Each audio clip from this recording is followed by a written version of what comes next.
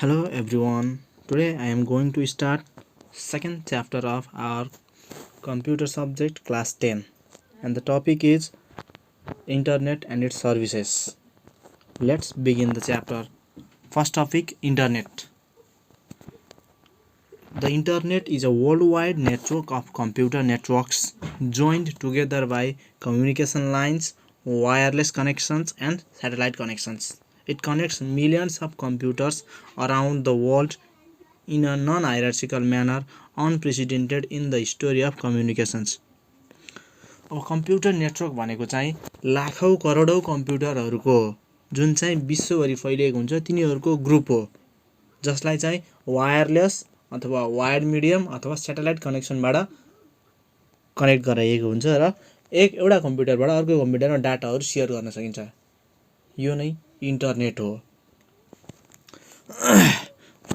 From internet we can send messages from one computer to another computer, either we are inside a room or very far away from each other.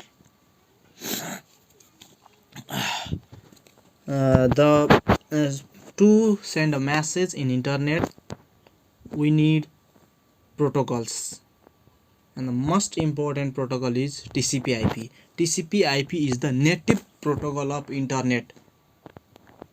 Without TCP/IP we cannot send messages through the internet. Internet is also called the networks of network or mother of all networks. Here is the example of internet. In the middle there is a internet and all the networks are connected to the internet. अब यहाँनिर चाहिँ different नेटवर्कहरू छ, त्यो नेटवर्कहरूलाई चाहिँ इन्टरनेटमा गरेर connect गराएको छ। यहाँ चाहिँ कतै ब्लुटुथ मार्फत कनेक्ट गरेको छ, कतै जिग्बी र कतै भने 3G LTE वाइफाई 2G एउटा कनेक्ट गरेको छ। स्मल कम्प्युटर नेटवर्कहरू कनेक्ट गरेर इन्टरनेट बनेको छ। Now internet's major services. What are the services of internet? They are the World Wide Web, electronic mail, news, file transfer protocol, chat, instant messaging, online services, peer-to-peer services. First, World Wide Web भनेको चाहिँ फेरि वेबसाइटहरू बनाउन सकिन्छ, हामीले visit गर्न सकिन्छ, त्यहाँ भएका कन्टेन्टहरू हेर्न सकिन्छ, डाउनलोड गर्न सकिन्छ। यो नै एउटा इन्टरनेटको मेजर सर्भिस हो वर्ल्ड वाइड वेब। इलेक्ट्रोनिक मेल, इमेल। अब हामीले इमेल एकाउन्ट खोलिसकेपछि हामीले इमेल त्यो एड्रेसबाट अर्को इमेल एड्रेसमा हामीले इमेलहरू पठाउन सकिन्छ, जसले गर्दाखेरि सजिलै एकदमै फास्ट स्पिडमा डाटाहरू ट्रान्सफर गर्न सकिन्छ, इमेलहरू पठाउन सकिन्छ। न्युज भनेको अब समाचार। अब हामीले कुनै पनि एउटा कुनामा, देशको कुनै एउटा कुनामा भएको घटनाहरू हामीले उति नै खेरि हामीले अनलाइन न्युजको मार्फत हामीले थाहा पाउन सकिन्छ। यो पनि एउटा इन्टरनेटको मेजर सर्भिस हो। File transfer protocol. File transfer प्रोटोकलले चाहिँ इन्टरनेटको माध्यमबाट हामीलाई डाटाहरू सेयर अथवा ट्रान्सफर गर्न हेल्प गर्छ। With the help of this tool, user can upload and download the files from remote computer called FTP server, but the user must have right to access the computer. अब FTP use गरेर हामीले कुनै एउटा वेबसाइटमा अथवा कुनै एउटा web पेजमा भएका कन्टेन्टहरू हामीले डाउनलोड गर्न सकिन्छ, त्यहाँ फाइलहरू अपलोड गर्न सकिन्छ। च्याटिङ भनेको चाहिँ टु वे कन्भर्सेसन थ्रु म्यासेजहरू हामीले टु वे कन्भर्सेसन गर्न सकिन्छ, either video chat, audio chat or text chat. Instant messaging भनेको चाहिँ उतिखेर म्यासेज गर्ने।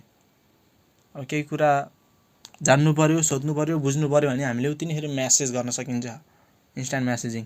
अनलाइन सर्भिसेस भनेको चाहिँ अनलाइन सपिङहरू, अनलाइन ब्याङ्किङहरू, अनलाइन ट्रान्ज्याक्सनहरू, अनलाइन स्टडीहरू भयो। पियर टु पियर सर्भिसेस भनेको चाहिँ एउटा कम्प्युटरबाट अर्को कम्प्युटरमा डाटाहरू सेयर गर्ने, रिसिभ गर्ने, ट्रान्सफर गर्ने, यो नै पियर टु पियर सर्भिसेसहरू भयो। यो त भयो इन्टरनेटको मेजर सर्भिसेसहरू। Now next topic, history of the internet. how the internet originated, how internet developed. First, in the first, internet was originated as ARPANET, Advanced Research Project Agency Network, which was established in 1969. अब यो ARPANET develop हुनुको पनि कुनै एउटा reason छ। 1969 तिर cold war चलिरहेको थियो। कोल्ड वार है, COLD, कोल्ड वार चलिरहेको थियो। अब ओल्ड वारको पोसिबिलिटी देखेर अमेरिकाले के गर्यो, आफ्नो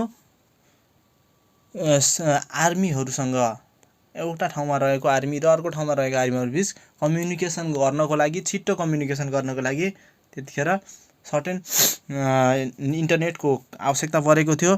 त्यही आवश्यकतालाई फुलफिल गर्नको लागि 1969 मा US डिफेन्स डिपार्टमेन्टले ARPANET भन्ने एउटा इन्टरनेट डेभलप गर्यो, जुन चाहिँ 3 वटा ठाउँमा थियो कम्प्युटरहरू। University of California at Los एन्जल्सको युनिभर्सिटी अफ क्यालिफोर्नियामा र स्टानफोर्ड रिसर्च इन्स्टिट्युटमा र अर्को थियो युनिभर्सिटी अफ उताह। 3 वटा ठाउँमा थियो कम्प्युटरहरू जहाँ चाहिँ कम्युनिकेसन गर्न सकिन्थ्यो।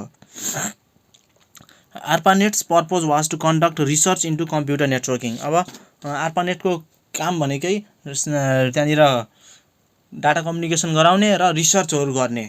यो चाहिँ युनिभर्सिटीहरुमा राखिएको थियो, रिसर्चहरू गराउने। र in 1986 national science foundation established the NSFNet, a distributed network of networks capable of handling far greater traffic, and within a year more than 10,000 hosts were connected to the internet. अब 1986 मा चाहिँ नेशनल साइन्स फाउन्डेसन अमेरिकाको एउटा foundation हो जसले चाहिँ NSFNet national science foundation network भन्ने एउटा ब्रोड नेटवर्क बनायो, इन्टरनेट बनायो, जसमा चाहिँ 10,000 भन्दा बढी होस्टहरूलाई कनेक्ट गराएको थियो। ARPANET भन्दा अझै एडभान्स्ड इन्टरनेट। र यसरी नै पछि ARPANET हुँदै NSFNet हुँदै त्यो चाहिँ बिजनेसम्यानहरूले पनि युज गर्न थाले र बिस्तारै पछि पब्लिकमा पनि यो एक्सेस हुन थाल्यो। यहाँनिर दिएको छ 1969 बर्थ अफ इन्टरनेट ARPANET। 1971 मा communicate over a network email was invented. 1971 मा 1973 मा global networking becomes a reality. अब होल भरि अब इन्टरनेट छरिन थाल्यो। र 1991 मा user friendly interface to WWW establish. World wide web वेबसाइटहरुको HTML को युज गरेर वर्ल्ड वाइड वेब रिलिज भयो बाइ टिम बर्नर्स-लीले पहिलो पटक वेबसाइटको डेभलप गरे। र 1999 मा वायरलेस टेक्नोलोजी वाइफाई को डेभलप भयो। यसरी इन्टरनेटको डेभलप हुँदै आएको छ, ओरिजिनेट भयो र डेभलप हुँदै छ। Now next topic, who controls the internet. अब हामीले इन्टरनेट युज गरिरहेका छौं जेनरल डेली लाइफमा, तर त्यसलाई कन्ट्रोल चाहिँ कसले गर्छ? And the answer is exactly no one controls the internet. अब कसैले कन्ट्रोल गर्दैन भन्नुको मतलब होइन कि सर्टेन अर्गनाइजेसनहरू मिलेर कन्ट्रोल गरिरहेका हुन्छन्। It is a public cooperative independent network. Each organisation is responsible for maintaining its own network. अब अर्गनाइजेसनहरू छ, त्यसलाई थुप्रै अर्गनाइजेसनहरू मिलेर चाहिँ कन्ट्रोल गरिरहेका हुन्छन्, कोअपरेटिभ कन्ट्रोल हुन्छ। अब some organisations are internet society, र इन्टरनेट सोसाइटीको अन्डरमा डिफ्रेन्ट अर्गनाइजेसनहरूले काम गर्छ। ISOC, अब फुल फर्ममा नै आउन सक्छ ISOC भने इन्टरनेट सोसाइटी। अब इन्टरनेट सोसाइटीको अन्डरमा चाहिँ इन्टरनेट आर्किटेक्चर बोर्ड र ICANN ले काम गर्छ। IAB इन्टरनेट आर्किटेक्चर बोर्ड र ICANN भनेको पछि आउँछ ICANN को बारेमा नि। र world wide web consortium ICANN तलपट्टि दिएको छ। Internet cooperation for assigned names and numbers. यो 3 वटा अर्गनाइजेसनहरूले मिलेर काम गर्छन् इन्टरनेट कन्ट्रोलको लागि। Internet society, world wide web consortium र आइक्यान। नेक्स्ट इन्टरनेट सोसाइटी, यो त भयो इन्टरनेट सोसाइटीको लोगो र internet society. Internet Society is a global cause driven organization dedicated to ensuring that internet stays open, transparent and defined by user। अब internet सोसाइटीको main काम भनेको इन्टरनेटलाई quality राख्ने र स्ट्यान्डर्ड बनाउने, इन्टरनेसनल स्ट्यान्डर्ड अनुसारको लेभलमा राख्ने, ट्रान्सप्यारेन्ट बनाउने र युजरले डिफाइन गरे अनुसार बनाउने। It ensures internet continues to grow and evolve as a platform for innovation, economic development and social progress for people around the world। अब इन्टरनेटलाई चाहिँ एडभान्स अझ इभल्भ गराउँदै डेभलप गराउँदै लैजाने र त्यसलाई इकोनोमिक डेभलपमेन्टहरुमा पनि राख्ने, नयाँ नयाँ आइडियाहरू क्रिएसन इनोभेसनमा युज गर्नको लागि प्लेटफर्मको रूपमा प्रयोग गर्ने एन्ड सोशल प्रोग्रेस सामाजिक विकासको लागि इन्टरनेटलाई प्रयोग गर्ने। Internet society has also played an important role in informing and creating the story of the internet। अब इन्टरनेट सोसाइटीले चाहिँ इन्टरनेटको हिस्टोरीहरुको बारेमा जानकारीहरु दिन र हिस्टोरीहरु क्रिएट गर्नको लागि पनि एकदमै इम्पोर्टेन्ट रोल खेलेको छ। And this is the hierarchical architecture of internet society। Internet सोसाइटीको अन्डरमा आईएबी र आइक्यानले काम गर्छ र आईएबी फेरि तीनवटा अर्गनाइजेसनमा डिभाइड गरिएको छ, आईएससी, आईईटीएफ, आईआरटीएफ र आइक्यानको अन्डरमा आएनाले काम गर्छ। यसरी इन्टरनेट सोसाइटीले काम गर्छ र वर्ल्ड वाइड वेब कन्सोर्टियमले पनि काम गर्ने गर्छ। Next IAB, full form of IAB internet architecture board. It's main functions is इन्टरनेटको लागि स्ट्यान्डर्ड पोलिसीजहरु बनाउने, रुल्सहरु बनाउने, स्ट्यान्डर्ड मेन्टेन गर्ने, manages development of protocols and standards. अब इन्टरनेटको लागि चाहिने प्रोटोकलहरु र स्ट्यान्डर्डहरु डेभलप गर्ने, पोलिसीहरु बनाउने नै आईएबी को मेन काम हो। र अर्को मेन काम भनेको आईएसटी, आईटीएफ, आईआरटीएफ लाई चाहिँ आर्किटेक्चरल एडभाइसहरु दिने, ओभरसाइट त्यहाँनिर तिनीहरुलाई चाहिँ जानकारीहरु दिने, यसरी यसरी काम गर, यो प्रोटोकलहरु बना, यो स्ट्यान्डर्ड डेभलप गर भनेर अर्डर दिने काम गर्छ। And advises ISC on IRTF and IETG working groups, appoints IRTF chair, selects IETF INA, oversees RFC editor, host workshop sometimes. अब त्यहाँ चाहिँ इम्प्लोइहरु अपॉइन्टमेन्ट गर्ने, त्यसपछि सर्टेन इम्प्लोइहरुलाई कन्ट्रोल गर्ने, त्यसपछि वर्कसपहरु बेला बेलामा इम्प्लोइहरुको लागि वर्कसपहरु कन्डक्ट गर्ने काम गर्छ इन्टरनेट आर्किटेक्चर बोर्डले। नेक्स्ट हामीले यहाँनिर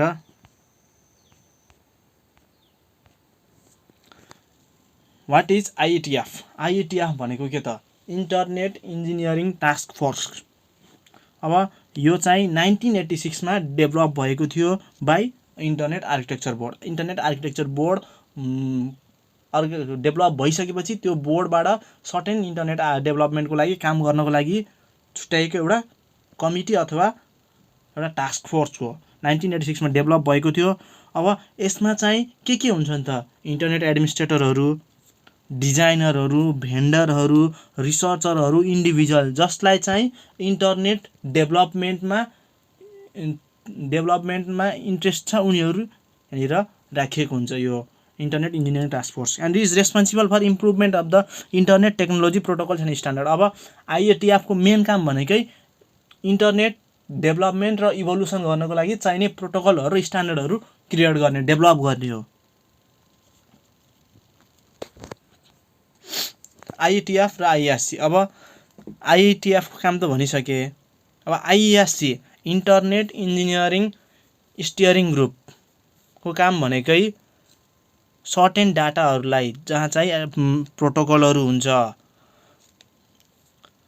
रेकर्ड गरेर राख्ने र त्यसलाई चाहिँ स्ट्यान्डर्ड ट्र्याक पब्लिशको रूपमा पब्लिश गर्ने। As a result the RFC request for comment, publication process plays an important role in the internet standard process. RFCs must be published as the internet app. अब certain प्रोटोकलहरूलाई कमेन्टहरूलाई त्यसलाई चाहिँ publish गर्ने काम गर्छ IESC ले.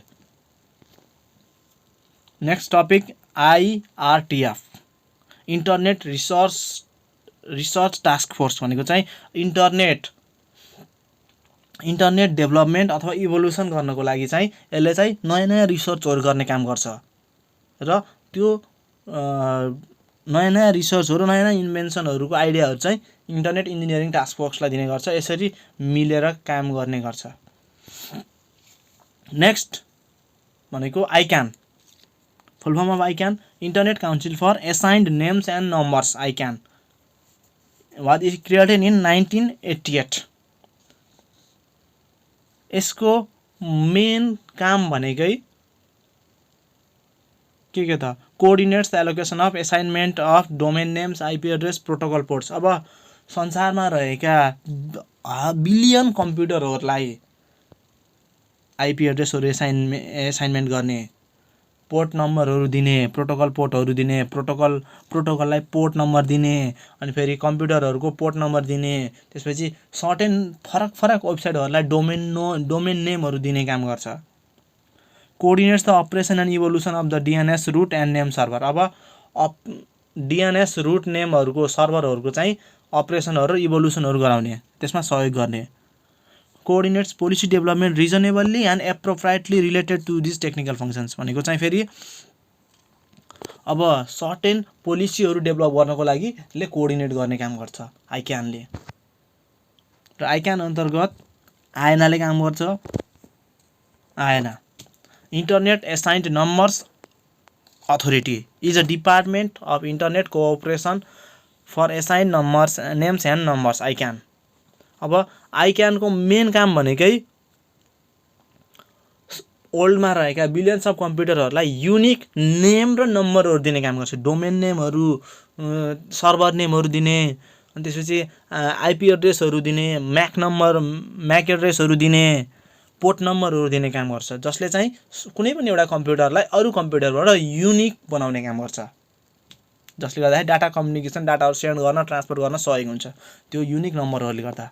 IANA को काम भनेको त्यो. यो ICANN अन्तर्गत काम गर्दछ. Next, world wide web consortium. World wide web consortium is an international community that help develops standards to ensure long term growth of the web. अब वर्ल्ड वाइड वेब कन्सोर्टियमको भनेकै एउटा अर्गनाइजेसन हो जसले चाहिँ वर्ल्ड वाइड वेबलाई चाहिँ further एकदमै धेरै लङ टर्म ग्रोथ गराउनको लागि यसले चाहिँ हेल्प गर्छ, त्यसको लागि काम गर्छ.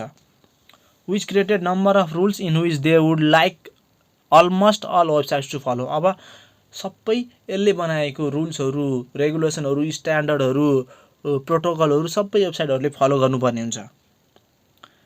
यो चाहिँ 1994 मा डेभलप भएको थियो, इस्टाब्लिस भएको थियो to lead the world wide web to its full potential by developing common protocols that promote its evolution and ensure its interoperability. अब वर्ल्ड वाइड वेब कन्सोर्टियम चाहिँ फर्स्ट टाइम कसले डेभलप गर्नुभएको थियो? Sir team Berners-Lee, जसले चाहिँ world wide web develop गर्नुभएको थियो. र त्यहाँ चाहिँ काम गर्ने भनेकै is made up of member organizations which maintain full-time staff for the purpose of working together in the development of standards for the world wide web. यसमा चाहिँ फुल टाइम स्टाफहरूले काम गर्छन् जसले चाहिँ वर्ल्ड वाइड वेबको स्ट्यान्डर्डहरू बढाउनको लागि, डेभलपमेन्ट गर्नको लागि काम गरेको. It is also engage in education, outreach, develop software, serves as an open forum for discussion about the web. अब यसले चाहिँ यो चाहिँ एजुकेसनहरू सेक्टर पनि इन्गेज छ, सफ्टवेयरहरू डेभलप गर्छ र वेबको बारेमा सरसल्लाह गर्नको लागि एउटा ओपन फोरमको रूपमा पनि यसले काम गर्छ, world wide web consortium. And they are the organizations who cooperates and control the internet. Now next topic, how the internet works. अब इन्टरनेटले कसरी काम गर्छ भन्ने कुरा. अब जब मैले मेरो कम्प्युटरबाट कुनै एउटा मेसेज अथवा भिडियो अथवा कुनै एउटा अडियो केही पठाउँछु, फाइल पठाउँछु भने त्यो रिसिभरसम्म पुग्दाखेरि कसरी जान्छ भन्ने कुरा। First of all, while to transfer a file from internet there should be a protocol, TCP/IP protocol. TCP/IP is the native protocol of the internet and is required for internet connectivity. Internet connectivity गराउनको लागि पनि TCP/IP नभई हुँदैन। Data transfer गर्न पनि चाहियो, internet connectivity नभइकन data transfer हुँदैन। So TCP/IP is the most important protocol for internet. अब यहाँनिर फिगरमा देखाए अनुसार सेन्डरले एउटा इमोजी पठाएको छ। अब त्यो इमोजी चाहिँ बाइनरी कोडेडको रूपमा जान्छ र त्यो इमोजी सेन्डरबाट पठाइसकेपछि आईएसपीले त्यहाँनिर आईएसपी हुन सेन्डरबाट जाने बित्तिकै के हुन्छ, त्यो डाटा चाहिँ प्याकेटको रूपमा डिभाइड हुन्छ, ससाना प्याकेटको रूपमा, र त्यो प्याकेटहरू डिफ्रेन्ट रुटबाट जान्छ, डिफ्रेन्ट बाटोबाट। यहाँनिर फिगरमा देखिएको छ धेरै थरी बाटो छ, धेरै थरी राउटरहरू छ। डिफ्रेन्ट राउटर हुँदै प्रत्येक प्याकेटमा फेरि त्यो प्याकेटको सिक्वेन्स नम्बर अथवा प्याकेट नम्बर र त्यो प्याकेट कहाँ जाने हो, destination, IP address, MAC address, port नम्बरहरू सबै हुन्छ त्यो प्याकेटमा, र डिफ्रेन्ट रुट हुँदै जान्छ र लास्टमा जुन कम्प्युटरसँग आइपी एड्रेस, म्याक नम्बरहरू, म्याक एड्रेसहरू, पोर्ट नम्बरहरू मिल्छ त्यही कम्प्युटरमानिर गएर सबै जम्मा हुन्छ र एसेम्बल हुन्छ र सेन्डरले जस्तो डाटा पठाएको थियो त्यस्तै डाटा रिसिभरले पाउने काम गर्छ। यसरी डाटा ट्रान्सफर हुन्छ। यदि कहीँ कतै कुनै प्याकेट लस भयो भने फेरि त्यहाँनिर एउटा प्रोटोकल सफ्टवेयर हुन्छ। प्रोटोकल सफ्टवेयरले के गर्छ, फेरि सेन्डरलाई फेरि त्यो डाटा पठा भन्छ, अनि फेरि सेन्डरले पठाउँछ, अनि लास्टमा कलेक्ट सबै प्याकेटहरू एक ठाउँमा जम्मा भइसकेपछि त्यहाँनिर चेक हुन्छ कुनै प्याकेट लस भएको छ कि भनेर।